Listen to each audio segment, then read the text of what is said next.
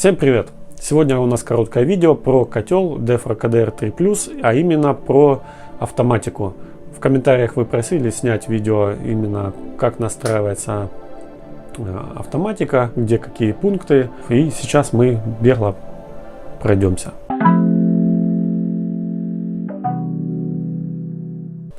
Давайте зайдем в меню, подробнее остановимся на каждом пункте. Это у нас вентилятор. Мы его нажимаем, включается светодиод о том, что включился вентилятор и пошел надув. Выключили. Это сигнализирует о том, что у нас включен насос центрального отопления, а это насос горячего водоснабжения. Он у нас не работает, потому что мы не подключали бойлер косвенного нагрева. Дальше. Работа вручную, мы сейчас его опустим. Почему? Потому что если я сейчас зайду в эту менюшку, то у меня выключится насос и котел закипит, потому что он сейчас заряжен, работает чуть-чуть позже. Выбираем вид топлива, угольная мелочь, уголь или древесина.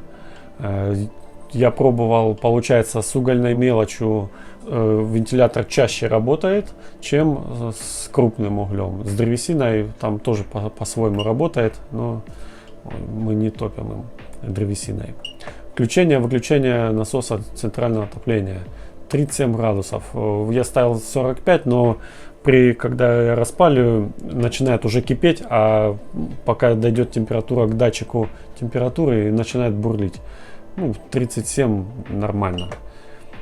Там вы смотрите сами как. Горячее водоснабжение. Опять же, можете выставить температуру, но у нас нет ее. Гистерезис горячего водоснабжения. Это температура, когда нужно зарядить бойлер или нет, чтобы он не постоянно поддерживал четко там 60 градусов, а хоть как-то там падала эта температура там 5 градусов или 10.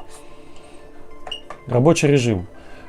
У нас сейчас включено на отопление дома в приоритете. Можно включить приоритет на горячую воду, если бы у нас включено. И тогда получается, когда идет запрос бойлер, что ему нужно нагреть воду, то отключается насос на отопление здания, а включается на горячую воду в приоритете. Либо параллельно насосы одновременно все, чтобы работало.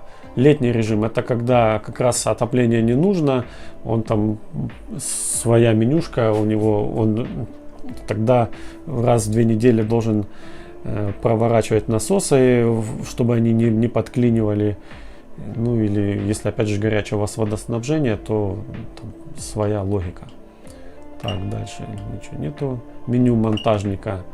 Это клапана, но у нас можно подключить клапана трехходовые, чтобы ими управляли. Комнатный регулятор можно подключить, но у нас его нету. GSM модуль, чтобы удаленно следить за котлом и управлять температурой бойлера и тому подобное. Эта штука стоит дополнительных денег, там около 4000 гривен этот модуль. Либо интернет-модуль. Опять же, GSM это под симку, а это под интернет обычный. Меню сервис. Тут код доступа не могу вам сказать, не заходил. Выбор языка. Польский, там английский, все украинский, русский. И сброс на заводские установки. Все. Опять так, работа вручную. Я его сейчас не могу включить, потому что котел заряженный и отключается насос отопления. Тогда котел начнет подзакипать, оно того не стоит. Там опять же вы выставляете надув, мощность наддува на ваш вентилятор и опять же включение насосов и тому подобное. Вот эта кнопка — это выключение. При ее нажатии у вас выключается, все тухнет, все выключается. И говорит о том, что кнопка, что вы выключили. Так. Вот такая менюшка.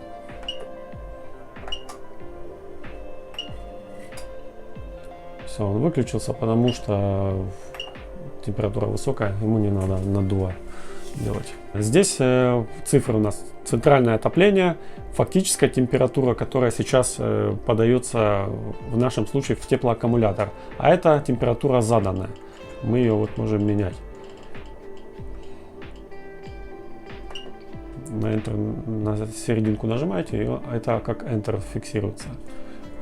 Показывает, что включен насос и отопление. Сбоку у нас есть кнопка включения-выключения. В случае, если по какой-то причине не включился насос или котел начал закипать, здесь срабатывает сигнализация, и она начинает громко пищать. И такой нюанс — это то, что когда котел закипел, он ушел в ошибку, что тревога, котел кипит, выключается вентилятор. И после этого, даже если температура падает уже до нормальной, пока вы не нажмете там какую-то из клавиш, система не начнет заново работать. Это сделано для того, чтобы раз котел закипел, значит есть какая-то проблема. И нужно с ней разобраться. И именно человек должен подтвердить, что да, все хорошо, можно заново продолжать выполнять программу по нагреву. На других котлах с другой автоматикой, вот недавно я как раз тоже смотрел польский чугунный какой-то котел дровяной, у него, когда он закипает, он начинает пищать, там 99 градусов, а потом, когда он остывает, он сам опять включается и начинает в штатном режиме работать. У этого же такого не получится. Нужно обязательно прийти и нажать на клавишу, чтобы подтвердить, что да, разрешаю дальше набор температуры. Сзади за котлом под вот этой черной такой крышечкой находятся датчики. Датчики температуры теплоносителя именно в котле, и другой датчик идет туда к дымоходу. Он снимает температуру выхлопных газов. И все они заходят именно вот сюда под эту крышку. И вот такой вот датчик как раз температуры идет дополнительно, который вставляется в бойлер. В комплекте, ну, мы его никуда не применили. Вот такие настройки меню нашей автоматики. За 2 месяца эксплуатации, конечно, у нас есть небольшие косяки. Какой именно? Я не знаю, конечно, на что грешить. На саму автоматику виновата, или мы ее сами спалили. Получается, у нас стоял бесперебойник и аккумулятор. И у этого аккумулятора замкнула банку, и бесперебойник начал включаться.